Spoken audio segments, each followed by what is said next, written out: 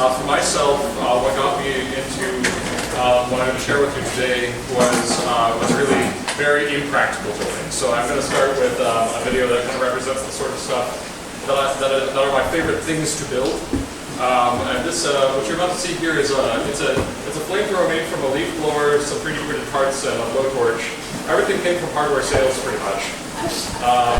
And it's burning coffee creamer. So right now, like you can look cornstarch into this thing, or sawdust, or what have you. So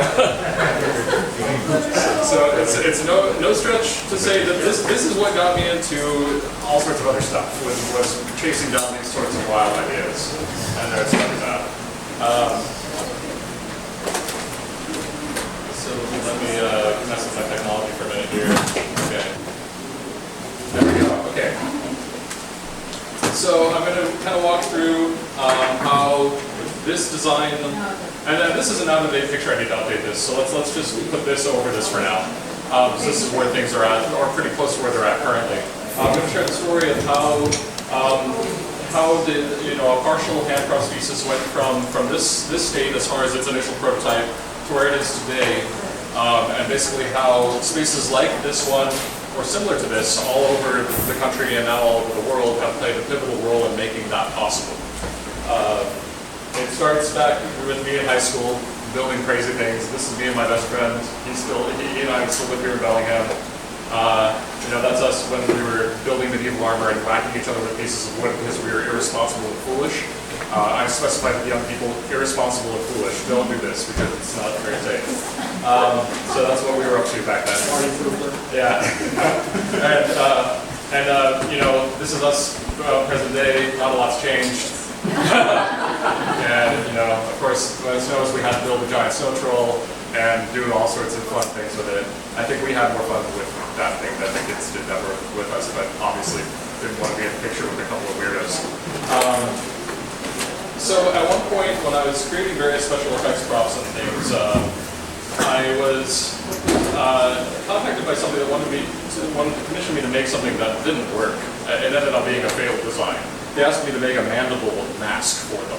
I ended up cannibalizing it for parts, but this is part of that original armature, which was going to go somewhere here on a big rig and have a motor attached to it, and these levers so that when something would turn, it would move and make sort of like a Dr. Zoidberg effect.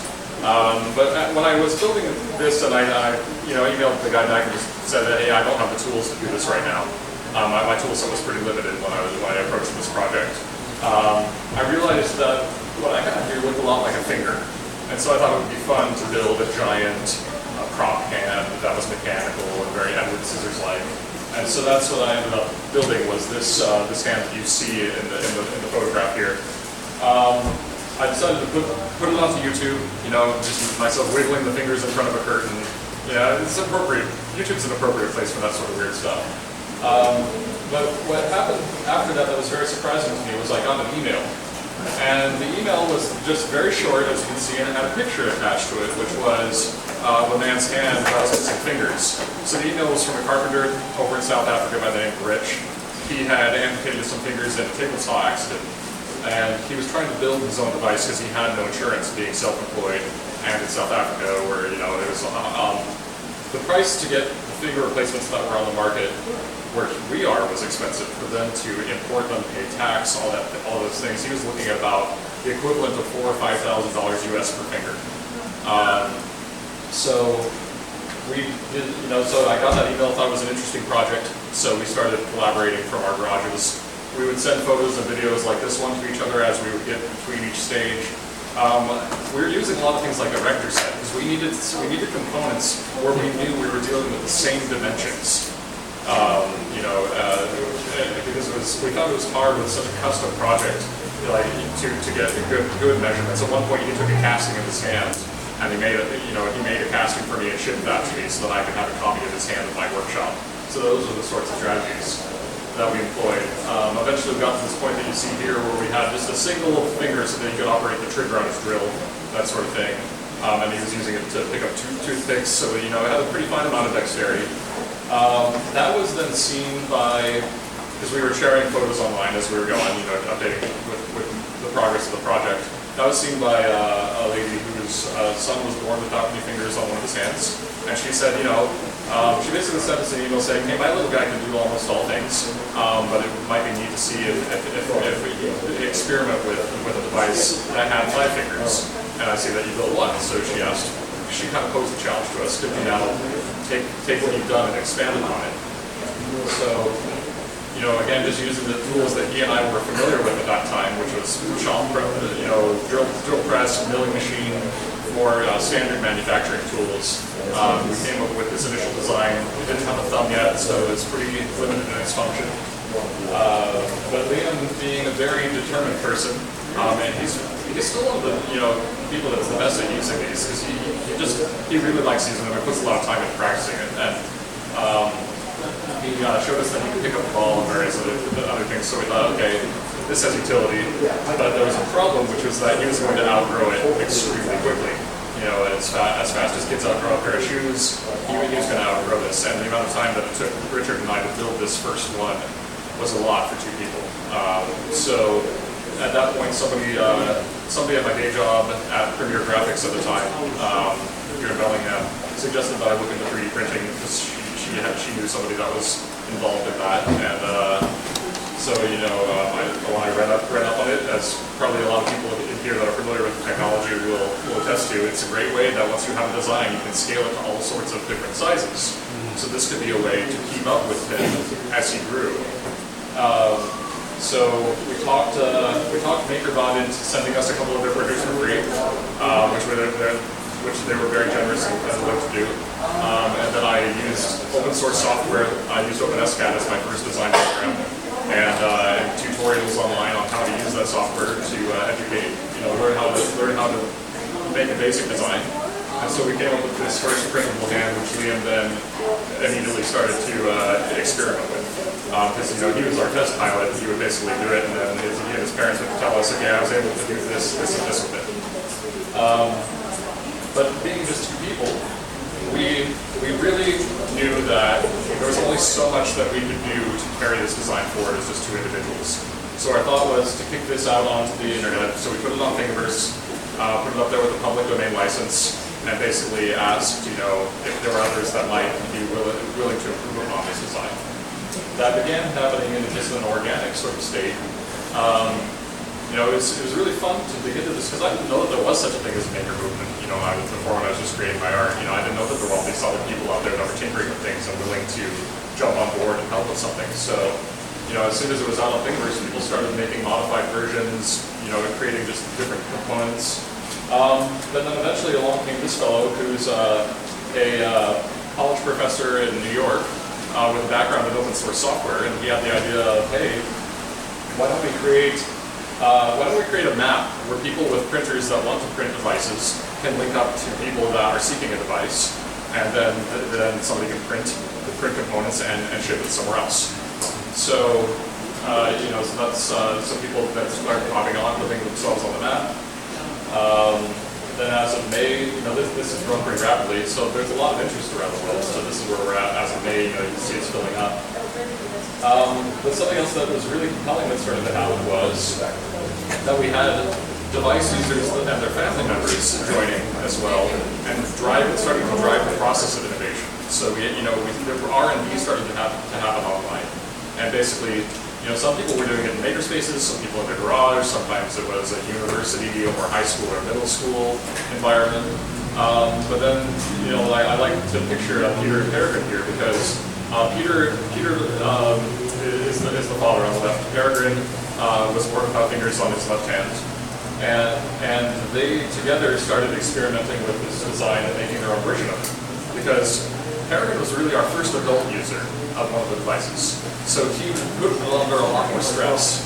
The first thing he did with it was take it out and start attacking blackberry bushes with a machete. And so he his dad was actually really happy about that. So he broke it. And so they started beating up the components and everything, and then sharing their additions and modifications to this design back to the community, which really helped to drive it forward. Because of Peregrine's specific knowledge of what he wanted to use it for, he was able to drive that process in a unique way. And then Peter, who was the primary designer of their team, then not only shared the files, but he came here to Washington, taught me how to build it, he taught some other people how to build their version, and really shared that knowledge person to person.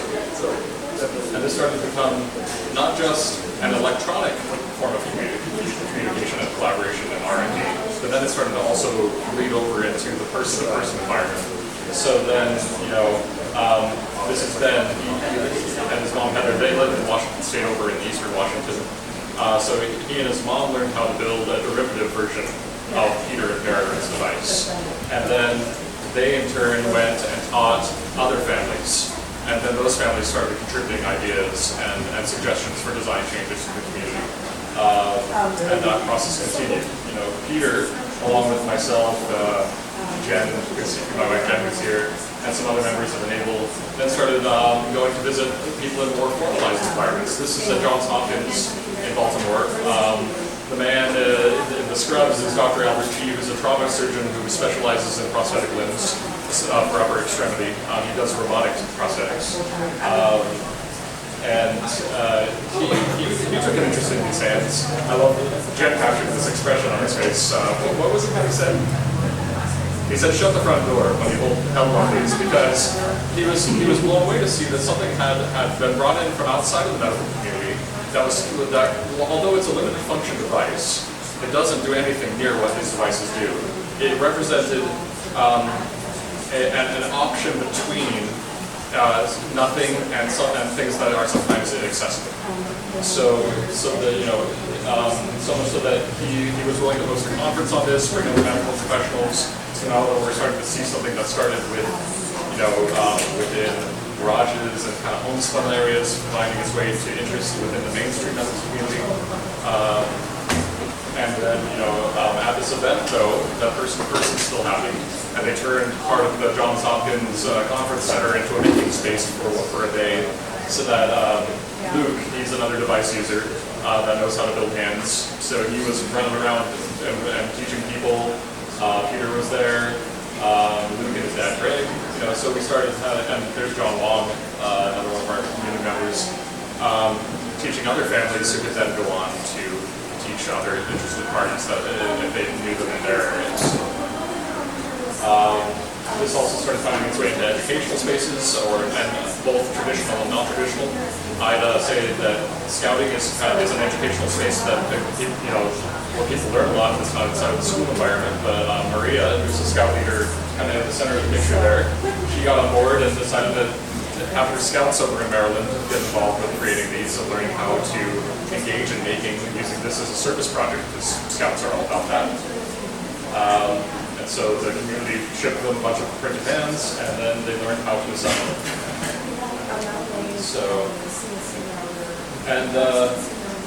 this is kind of where things have gone. What we've seen through this is by making use of low-cost global communication, social media, and this movement of makers and makerspaces and people tinkering, by distributing this task over a great many people, it's made it possible to accomplish, to take this on and try and work towards solutions. So over 2 years, this is some of the things that have been developed on a budget of $0 for R&D, because it's all been done through volunteer effort, including moving towards a web app, and then eventually what we hope will be a mobile app that you can type measurements into, and then we'll give you the customized parts. It's already working to a certain extent with some bugs occasionally, which Jen gets emails about because she's our communications manager. But people that are into the coding and the software world are finding a piece of it that they can assist with as well. And then, in more of the university laboratory setting, there's experiments with EMG and robotics going on to find ways to make lower cost versions of the robotic limbs as well. So, I put that slide down for you, so forgive me. And this map here represents all the different countries in which each red dot is a country where at at least one hand has been produced, in many cases several or sometimes hundreds, depending on the country. Of course, it's disproportionately being done in places like Europe and the United States and Canada, but it's starting to appear in other parts of the world as well. And I'll just kind of end here on this slide showing progression, and just mention a few more things. One of the things too that I always like to point out is that so what we end up with, through this process is, let's say when we're about here, the first printed hand. The first printed hand was about $150 in materials and took about 8 hours of labor. Now, by the time that we're getting to these stages here, what I have in my hand here can be made for about $50 in materials and 2 or 3 hours of labor after it comes off the print. But it has to be put into a perspective where you manage expectations, because this is a $50 plastic device. It is not as durable as a device that you would get through a prosthetics clinic. The device through a prosthetics clinic would probably be between $2,000 and $5,000, which insurance may or may not cover a portion of, depending on the case. So, this being low cost, it's easier to replace and maintain and repair. But it's another option. The other thing too is, I always like to, I go back to Peregrine because he has really great perspectives on all of this.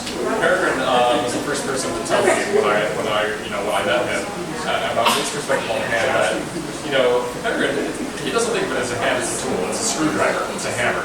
It's something that he puts on for very specific tasks, and then other times, because he's used to not having it there, it just gets in the way. So he actually has a carabiner that he hooks his hand onto his belt, and he goes around through his day, and when he wants it for something, he just takes it off his belt and puts it on. But there are other things, like my favorite example of this, I've got really big hands, right? So Peregrine asked me, hey Ivan, how do you wash a cup? And yeah, and I thought about it, and I was like, you know what, washing a cup's really hard for me. I have to grab a tool and use the tool to get inside of the cup. And Peregrine's like, yeah, I just wrap a rag around my paw and I shove it in the cup and I wash it. So, his point was there are going to be things that he's actually better at as a result of his difference. So, I thought that was a very refreshing perspective. And through all of this, though, really what makes it possible is access to technology. There's a phrase that floats out there a lot in the world of making, which is democratization of manufacturing. I really passionately believe in that because I've been able to with other people experience that firsthand. By spaces like this one and others that are similar provide you with access to tools that are really hard to source yourself. It's one of those things that I wish that I had a space like this when I was first getting started, because we would have gotten to the earlier stages would have gone faster. So, and this doesn't just have utility in the social entrepreneurship space. Definitely has utility in commercial ventures, entrepreneurship. It's something that it's empowering. So I'm very excited to see this sort of things here in our community. It's unique. There aren't a lot of makerspaces in Washington State yet, and certainly not to this degree. So I'm really excited to be able to have an opportunity to speak here today, and I'd love to answer questions at this point.